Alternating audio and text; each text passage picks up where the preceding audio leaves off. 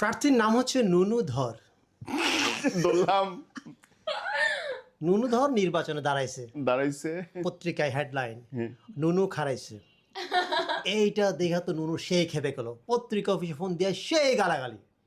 পরের দিন হেডলাইন নুনু গরম হয়েছে।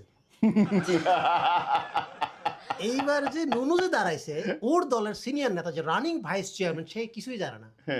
সাংবাদিকরা তার কাছে গেছে জিজ্ঞেস করার জন্য, তো বলছে নুনু আবার কবে খারালো, আমি তো টেরই পাইলাম না। একই এলাকায় একই পদে একই দলের একজন মহিলা ভাইস চেয়ারম্যান দাঁড়াইছে, এর আবার নুনুরে দেখতেই পারে না। মহিলারা বিক্ষোভ মিছিল আই সেই করে মহিলারা আবার সাংবাদিকদের কাছে ওর বিরুদ্ধে অনেক কথা বলছে। পরের দিন হেডলাইন মহিলাদের সন্তুষ্ট করতে পারেনি নুনু। এই সাংবাদিক থেকে সাবধান। এইটা দেখে তো মহিলা কাছে খেপা সাংবাদিকদের, দেখেন এটা কি করলেন, দলের মধ্যে গ্রুপিং লাগাই দিলেন, তার সাথে আমার ব্যক্তিগত কোনো রেশারেশি নাই, হেডলাইন চেঞ্জ করেন। পরের দিন হেডলাইন নুনুতে সন্তুষ্ট মহিলা, মহিলা চেয়ারম্যান প্রার্থী নুনুতে সন্তুষ্ট। এখন দেখা গেছে কি এটা লিয়ে আরেক গ্যাঞ্জাম লেগে গেছে। দেখা গেছে দুজনের মধ্যে তো গ্রুপিং চলতেছে, দলের থেকে একটা বড় নেতাকে পাঠানো হয়েছে এই ঝামেলা মিটমাট করার জন্য।